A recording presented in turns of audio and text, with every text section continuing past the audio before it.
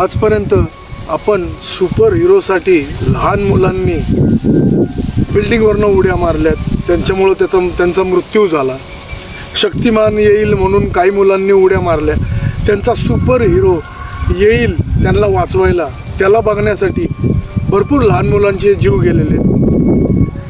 मित्रांनो, कसं आहे ना, लहान मुलांचं जे माइंड असतं हे खूप सेन्सिटिव्ह आणि निर्मळ असतं की त्यांना असं वाटतं की आपण जे काय बघतो ते रिअल लाईफमध्ये, जे टी व्हीमध्ये बघतो ते रिअल लाईफमध्ये. मित्रांनो, अशीच एक घटना एका लहान मुलाबरोबर घडली होती. पण ह्या जे मी आत्ता घटना सांगितल्या, जे शक्तिमान जो सुपर हिरो आहे तो येईल वाचवायला, त्यामुळं लहान मुलांनी बिल्डिंगवरून उड्या मारल्यात. पण ह्या घटनेमध्ये जो या जगाचा सुपर हिरो आहे, अख्ख्या विश्वाचा सुपर हिरो आहे, तो म्हणजे श्री बालाजी महाराज बजरंगबली. ते खरंच एका मुलाचा जीव वाचवण्यासाठी त्या जागी आले होते. मित्रांनो, अशाच हिस्टॉरिकल, मिस्टिरियस, हंटेड गोष्टी ऐकण्यासाठी तुम्ही आमच्या चॅनलला नक्की सबस्क्राईब करा. आता वळूया या घटनेकडे. मित्रांनो, पुण्यामध्ये राहणारा राहुल नावाचा एक मुलगा होता. तो पाचगणीला 9वीमध्ये शिकत होता. त्याचे आईवडील डॉक्टर होते. त्या कारणामुळं त्याला पाचगणीला, म्हणजे जे हॉस्टेल असतं, बोर्डिंग हॉस्टेल, त्या हॉस्टेलमध्ये शिकायला तिथं ठेवलं होतं. त्या हॉस्टेलमध्ये तो शिकत होता. राहुल जो होता हा 9वीमध्ये होता. आणि तो जेव्हा त्याच्या घरी होता, म्हणजे त्याच्या पॅरेंट्सकडं होता, आईवडिलांकडं, तर राहुलना टी व्ही बघितलं की तो नेहमी मारुतीचेच, हनुमानाचेच पिक्चर, कार्टून्स हा नेहमी बघायचा. आणि ते बघता बघता त्याच्या मनामध्ये बजरंगबलीसाठी भरपूर श्रद्धा निर्माण झाली होती.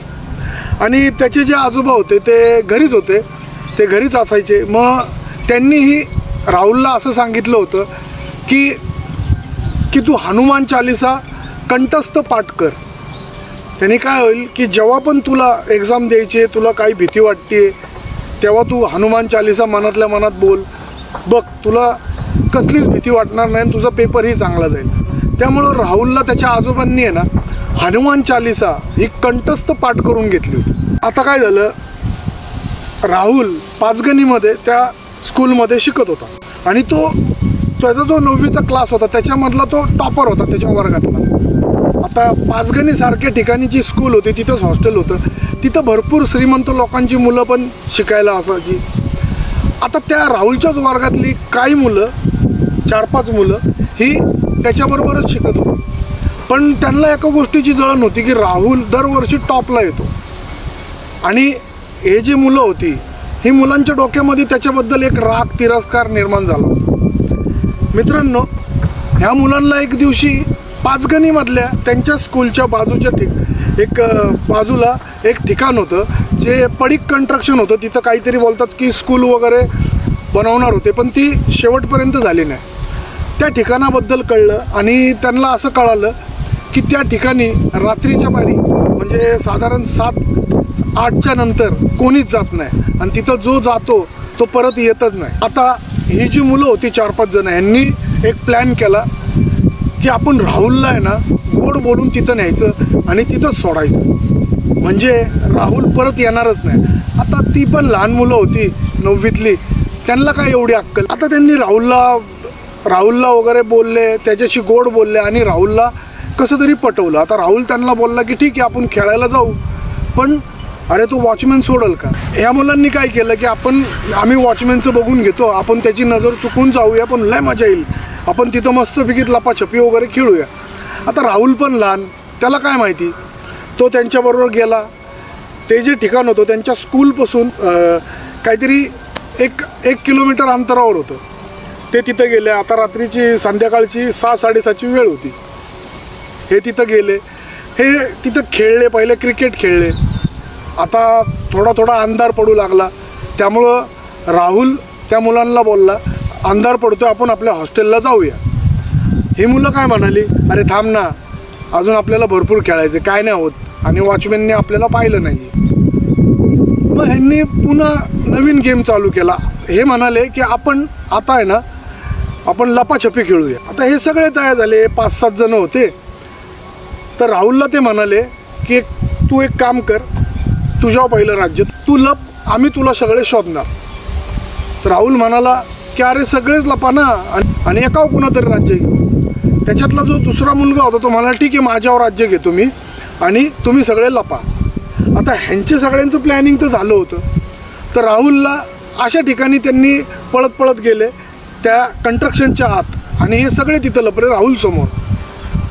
आता काय झालं, हे सगळे एक एक एक एक करून बाहेर आले, हे सगळे जमले आणि हे सगळे तिथून निघून गेले, आपल्या हॉस्टेलमध्ये आले.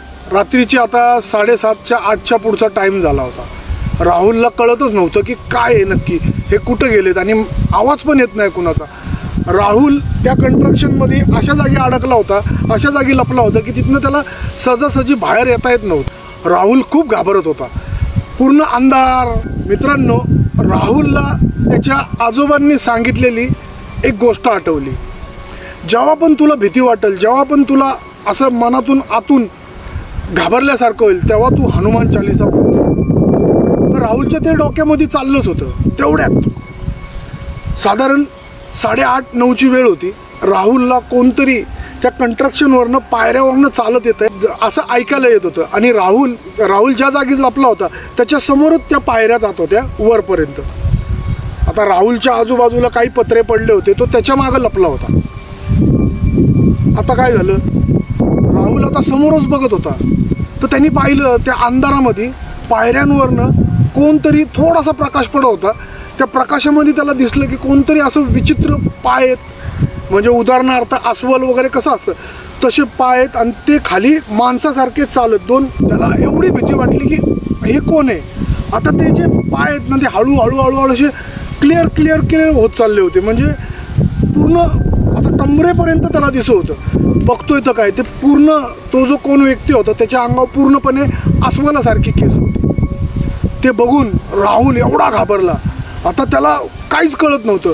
आता ते शेवटी लहान मुलगं, त्याला एकच अपेक्षा होती की काय पण होऊ दे, मला हनुमान चालीसा वाचायची आणि मला जे बालाजी प्रभू बजरंगबली आहेत ते येतील वाचवायला. त्याचा तो एक विश्वास होता.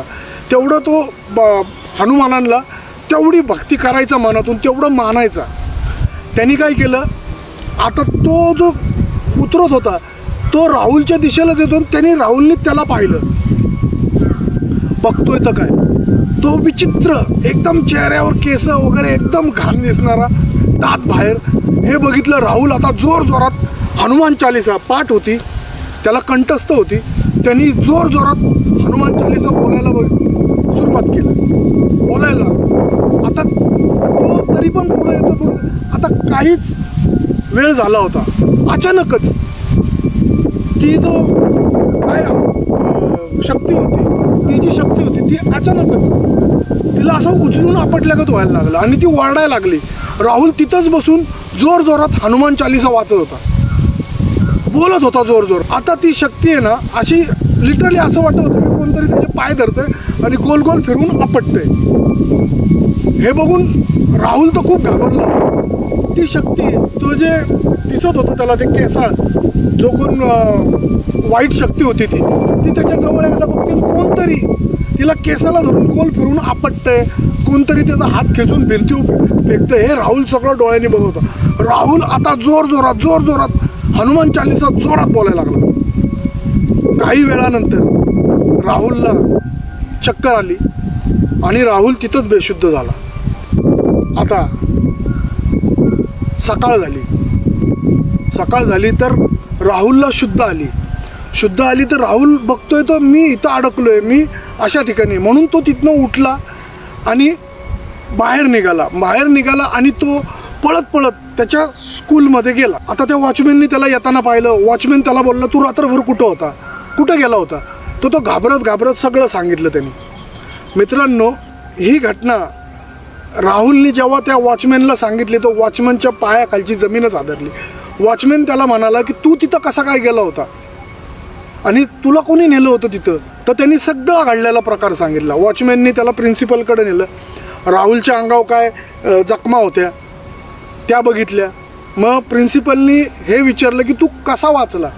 मग राहुलनी पूर्ण त्यांनाही घडलेला इन्सिडेंट सांगितला आणि जे काय त्याच्याबरोबर झालं होतं, तो जे बघत होता, कोणतरी त्या जी शक्ती होती त्याला उचलून आपटत होतं, तेही सांगितलं. मित्रांनो, राहुलच्या घरच्यांना प्रिन्सिपलनी बोलवून घेतलं आणि राहुलची कंप्लेंट केली की तो असा बाहेर गेला होता आणि असा इन्सिडेंट घडला.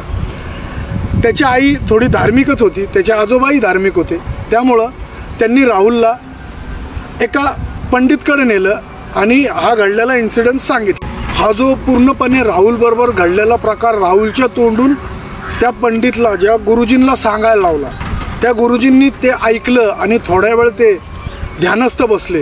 आता त्यांनी जेव्हा डोळे उघडले तेव्हा राहुलचे वडील, त्याची आई, त्याचे आजोबा हेही राहुलबरोबर होते.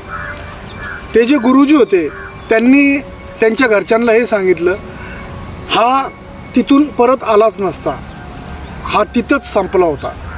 पण हा जो हनुमान चालीसा बोलत होता त्यामुळं स्वतः बजरंगबली हे तिथं आले होते आणि ह्याचा जीव वाचवला. मित्रांनो, या घटनेला आज 9 वर्ष पूर्ण झालेत. राहुल आता कॉलेजमध्ये आहे.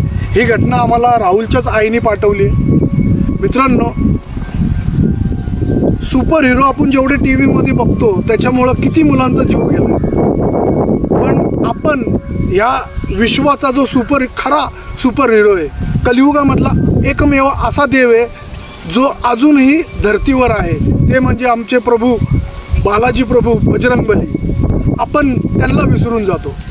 तर मित्रांनो, एका छोट्या भक्तासाठी स्वतः हनुमान त्याच्या संकटामध्ये त्याच्या मदतीला धावून आले.